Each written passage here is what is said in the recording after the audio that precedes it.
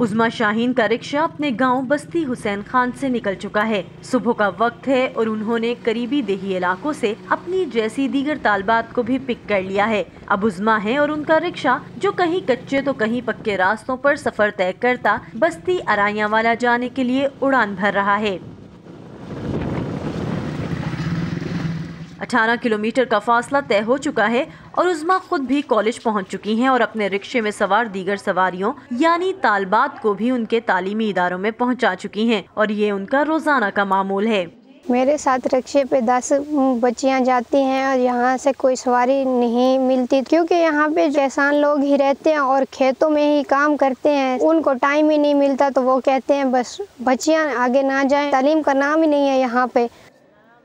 عظمیٰ اپنے والدین کی علیحدگی کے بعد 2 سال کی عمر سے اپنی والدہ اور 2 بڑی بہنوں کے ساتھ زندگی گزار رہی ہیں۔ بڑی بہنیں تو تعلیم سے دور رہیں لیکن عظمیٰ اپنے گاؤں بستی حسین خان کی وہ پہلی لڑکی ہیں جو 12ویں جماعت تک پہنچی ہیں۔ ان کے رکشے کی سوار دیگر لڑکیوں میں مختلف جماعتوں کی طالبات ہیں۔ عظمیٰ کا جس دن سے رکشہ ہوا ہم سب لڑکیاں جاتی ہیں، کچھ جاتی ہیں اور کچھ ابھی تک بھی نہیں جاتی کیونکہ رکشے کے اوپر اتنی زیادہ سواری نہیں آ سکتی۔ میں نے ضد کر لیا تھا امی سے کہ میں نے تو پڑھنا ہے، ہر حال میں پڑھنا ہے، تو امی مان گئی، اب وہ جانے دیتی ہے۔ سفر بھی اور کام بھی بہت مشکل ہوتا ہے اور پڑھائی بھی، پھر بھی ہم ضدی ہیں کہ کر رہے ہیں، کچھ کر کے بننا چاہتے ہیں۔ عظمیٰ اور ان دیگر لڑکیوں کی پڑھائی کا مسئلہ مشترکہ ہے کہ ان کے علاقے بستی حسین خان میں اسکول کی سہولت صرف پرائمری تک ہے۔ یونیسیف کے اعداد و شمار کے مطابق پاکستان میں پرائمری اسکول کے بعد اسکول جانے والی بچیوں کی تعداد 86 لاکھ سے کم ہو کر صرف 28 لاکھ رہ جاتی ہے، جس کی ایک بڑی وجہ دیہی علاقوں میں مڈل اور ہائر سیکنڈری اسکولز کا زیادہ فاصلے پر واقع ہونا ہے۔ اس کا اندازہ بستی ارائیاں والا میں قائم government girls higher secondary school Hafiz Shirazi میں پرائمری، مڈل، میٹرک اور انٹرمیڈیٹ میں لڑکیوں کی تعداد دیکھ کر لگایا جا سکتا ہے، جہاں عظمیٰ سمیت آس پاس کی دیہی بستیوں کی 500 کے قریب بچیاں تعلیم حاصل کرتی ہیں، مگر قریبی ایلیمنٹری اسکولوں سے 8ویں جماعت تک تعلیم حاصل کر کے اس اسکول میں آنے والی بچیوں کی تعداد کم ہو جاتی ہے۔ ہائی اسکول ہمارے راؤنڈ اباؤٹ میں ایک پرائیویٹ ہے اور ایک گورنمنٹ ہے، تو وہاں سے لامحالہ کہ ہمارے پاس فرسٹ ایئر کے لیے تعداد کم ملتی ہے ہمیں۔ اب ہماری تعداد 74 ہے۔ ریزنز ہے ارلی میرجز بھی ہوتی ہیں، دوسرا اس میں ایکسپینڈیچر زیادہ ہو جاتے ہیں فرسٹ ایئر میں پیرنٹس کے لیے، وہ چھوٹے بچوں کو ان کے لیے میٹرک انف ہے، سفیشینٹ ہے، ان کا بھی سینس آف اچیومنٹ ہی نہیں ہے کہ ہم نے فرسٹ ایئر سیکنڈ ایئر میں انہیں داخل بھی کروانا ہے۔ لیکن عظمیٰ نے اس فاصلے اور روایتی خیالات کو اپنے راہ کی رکاوٹ بننے نہیں دیا۔ شروع میں یہ فاصلہ پیدل اور پھر موٹر سائیکل پر طے کیا اور اب گزشتہ 3 سال سے موٹر سائیکل رکشہ کے ذریعے نہ صرف اپنا پیٹرول کا خرچہ بچاتی ہیں بلکہ پاکٹ منی بھی کما لیتی ہیں۔ لیکن تعلیم حاصل کرنے سے لے کر اپنی سواری چلانے تک انہیں نہ صرف اپنی والدہ کو ہر بار منانا پڑا بلکہ معاشرتی رویوں کی مخالفت کا سامنا بھی رہا۔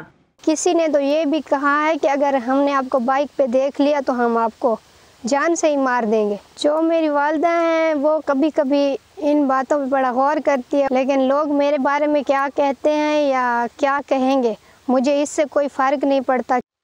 عظمیٰ اپنے گھر کی واحد کفیل بھی ہیں۔ گندم کی بوائی سے لے کر گھاس کاٹنا اور جانوروں کو پالنا سب کام اب عظمیٰ کی ہی ذمہ داری ہے۔ والدہ کو شہر ڈاکٹر کے پاس لے جانا ہو یا کھاد اور دیگر گھریلو استعمال کی اشیاء لانا سب عظمیٰ ہی کرتی ہیں۔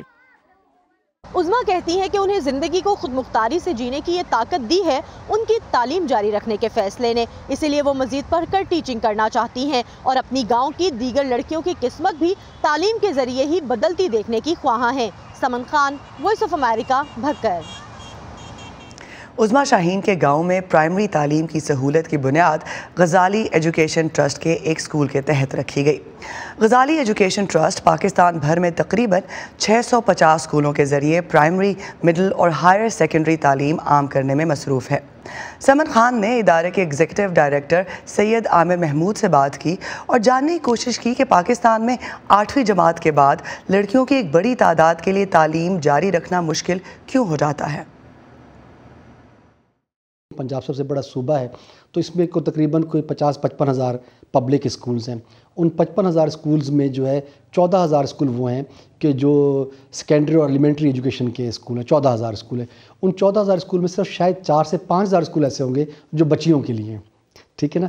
تو پورے پنجاب کی آبادی کو آپ ڈسٹریبیوٹ کریں تو بچیوں کے اسکول جو نکلتے ہیں وہ کتنے تھوڑے نکلتے ہیں. تو ایکسیس ایک بہت بڑا ایشو ہے ہماری بچیوں کے لیے. میں وسائل کمی تو نہیں کہوں گا, ریسورسز کی مینجمنٹ ٹھیک نہیں ہو رہی.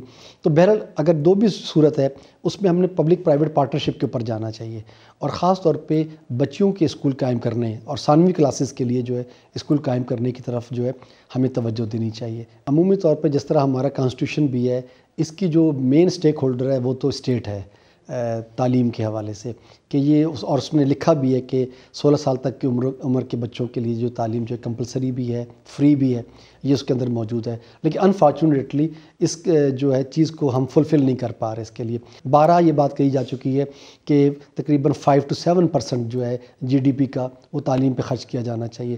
لیکن انفارچونیٹلی ساؤتھ ایشیا کے اندر پاکستان وہ ملک ہے جو تعلیم پہ سب سے کم خرچ کرتا ہے. ٹھیک ہے, تو یہ وہ ہماری ترجیحات ہیں کہ جس کو, اور پھر اس میں بھی جو خرچ کر رہے ہیں اس کا تقریباً 60-70% جو ہے وہ ایڈمنسٹریٹو ایکسپینسز اور تنخواہوں پہ جاتا ہے. تو ڈیولپمنٹ کے لیے تو کچھ ہے ہی نہیں ہمارے پاس. ہم کو نیا دیکھیے پنجاب کے اندر ہم پچھلے 20-25 سال میں کوئی نیا اسکول نہیں بنا سکے ابھی تک, اور پاپولیشن کہاں سے کہاں چلی گئی ہے. تو یہ ایک وہ چیز ہے کہ جس پر ہمیں ضرورت ہے کہ ہم نے ریسورسز کی ری ایلوکیشن کریں. اس کے اندر ہماری جو موجودہ تعلیم ہے اس کا مارکیٹ سے کوئی بہت کنیکشن نہیں رہا. ٹھیک ہے, جب اس کی مارکیٹ ویلیو نہیں ہے تعلیم کی تو لوگ کیوں تعلیم دلانا چاہیں گے اس کے اندر نا. دیکھیں ہم گاؤں دیہاتوں میں کام کرتے ہیں, ہمیں پیرنٹس کے پاس جانا پڑتا ہے, انہیں آمادہ کرنا پڑتا ہے کہ اپنی بیٹے یا بیٹی کو بھیجیں اسکول میں پڑھنے کے لیے. وہ ہم سوال کرتے ہیں کہ پڑھ کے کیا کرے گا, یہ پڑھ کے کیا بنے گا اس کا. بے شمار لوگ ڈگریاں لے کر جو ہے یہاں پھر رہے ہیں, ان کو جاب نہیں مل رہی, ان کے لیے کاروبار یہاں ہو ہی نہیں رہا, کوئی انڈسٹری ہے نہیں یہاں پر. تو ہم جو بچے نکال رہے ہیں کالج اور یونیورسٹی سے, ان کے پاس آگے کیا مستقبل ہے اس کے اندر. اور ڈیفینیٹلی اس سوال کا جواب حکومت نے دینا ہے, اسٹیٹ نے دینا ہے اس سوال کا جواب, کہ ہم اس پورے تعلیمی نظام کو ریویو کریں.